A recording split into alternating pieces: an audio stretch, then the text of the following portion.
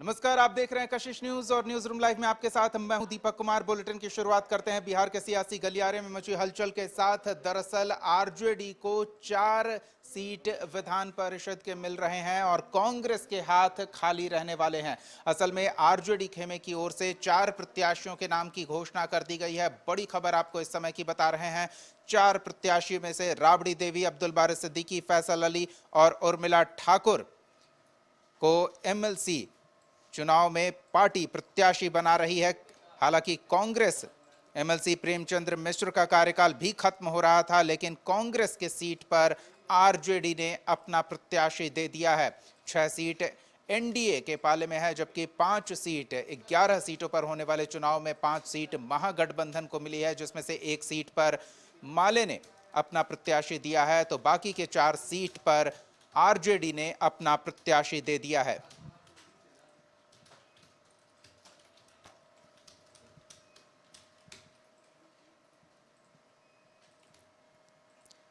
हालांकि विधान परिषद में कांग्रेस पार्टी के एक विधायक की सदस्यता खत्म हो रही थी, लेकिन कांग्रेस इस बार चुनाव में खाली हाथ रहा, जिसको लेकर विरोधी खेमे में इसको लेकर मौका मिल गया है हमला बोलने का। बीजेपी और जेडीयू कांग्रेस के सीट कटने को लेकर हमला बोल रही है। किस तरह की प्रतिक्रिया आ रही है, सुनिए।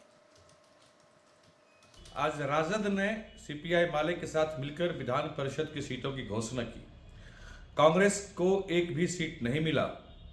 कारण जानकर आपको हैरानी होगी कि स्वयं कांग्रेस के अध्यक्ष ने इन सीटों का सौदा राजद के साथ किया। बिहार कांग्रेस के अध्यक्ष ने सौदा किया, सीटों को बेचा और अपना राज्यसभा का सीट पक्का करने के लिए ये राजद के साथ पहले इस तरह का सौदा कर चुके थे, जिस कारण आज कांग्रेस को 17 विधायक होने के बाद भी एक भी सीट विधान परिषद का नहीं मिल।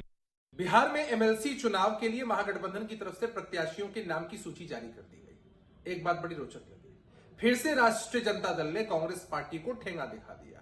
17 विधायक होने के बावजूद एक भी सीट हाथ नहीं लगी। एक तरफ तो लालू प्रसाद यादव जी राहुल गांधी जी को मटन की रेसिपी के साथ साथ आशीर्वाद दे रहे हैं कि देश के प्रधानमंत्री बनिए, और दूसरी तरफ एक एमएलसी सीट तक कांग्रेस पार्टी को नसीब नहीं होती है। तो ये राष्ट्रीय जनता दल से अगर कांग्रेस पार्टी उम्मीद करे कि लोकसभा में लड़ने के लिए सीटें मिल जाएंगी, तो ये तो बहुत बड़ी अतिशयोक्ति ही है।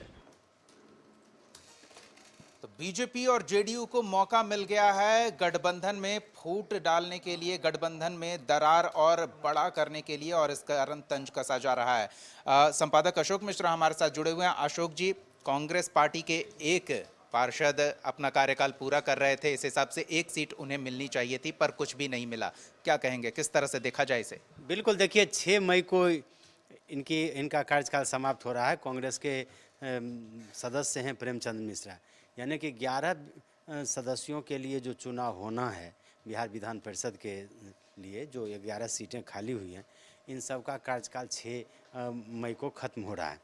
और इसमें जदयू के कोटे में 4 थी, लेकिन इस बार जदयू को 2 ही मिलेगा, और 2 ही उम्मीदवार नीतीश कुमार और खालिद अनवर ने नामांकन किया। 3 सीटें जाएंगी बीजेपी के जिम्मे, 1 सीट गठबंधन ने दे दी है हमको, यानी कि 6 सीटें एनडीए गठबंधन को जाती, जिसमें से 3 बीजेपी, 2 जदयू और 1 हमको मिल गया। 5 सीटें बची थी, और इसमें 2 सदस्य रिटायर हो रहे थे आरजेडी के, श्रीमती राबड़ी देवी और रामचंद्र पूर्वे, और 1 सीट कांग्रेस की खत्म हो रही थी। और ये कह लीजिए कि जो अभी का समीकरण था, उस समीकरण के मुताबिक आप ये समझ लीजिए कि आरजेडी अगर चाहती तो 2 के बदला 3 पर भी वो अपनी उम्मीदवारी दे सकती थी, चूँकि 3 तो उसका होता ही, और चाहती अपने गठबंधन धर्म को अगर मजबूत करना तो वो कांग्रेस को सीट दे सकती थी। ये नहीं कि कांग्रेस पर कोई कृपा होती, चूँकि कांग्रेस के विधायकों की संख्या भी 19 है, तो कांग्रेस भी ताकतवर है। खास करके वामपंथी दलों की जो संख्या है, उससे कांग्रेस की स्थिति मजबूत है। यानी कि वामपंथी दलों सीपीआई, सीपीएम और माले को जोड़िएगा तो 16 सीटें होती हैं, कांग्रेस अकेले 19 सीटों पर है। लेकिन हुआ क्या, कांग्रेस को कैसे खाली हाथ, वो भी तब जब महागठबंधन की रैली हुई इसी मार्च को गांधी मैदान में मुख्य अतिथि के रूप में राहुल गांधी आए। राहुल गांधी को मंच पर बुलाया गया। आज राहुल गांधी की पार्टी, मतलब ये कह सकते हैं कि क्या तेजस्वी यादव और लालू जी ने तोहफा दिया राहुल गांधी को, मतलब जो भी एक उस सदन में सीट थी वो भी खत्म है। लेकिन ये बाहर से देखने को लगता है।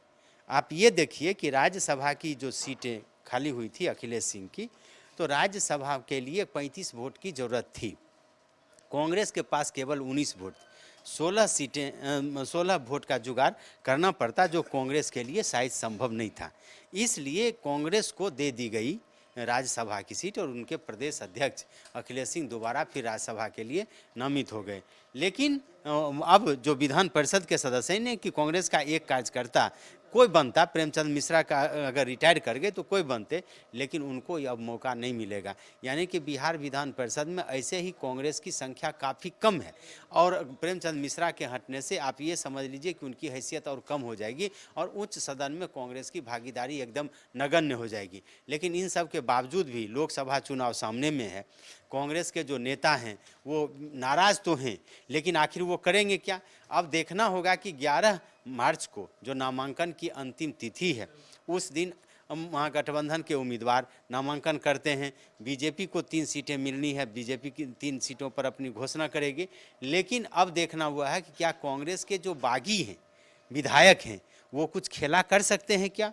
या हो सकता है कि आलाकमान को एक तरह से चुनौती देने के लिए, आलाकमान को एक तरह से कहिए कि उनको बताने के लिए कि कांग्रेस विधायकों में नाराज़गी है, तो क्या कांग्रेस के समर्थन से कोई कैंडिडेट खड़ा हो सकता है क्या? ये संभव नहीं है। लेकिन फिर भी राजनीति संभावनाओं का खेल है और कुछ भी इसमें कहा नहीं जा सकता। हाँ और ना दोनों राजनीति में अपने अपने जगह पर समय के अनुरूप बदलते रहते हैं।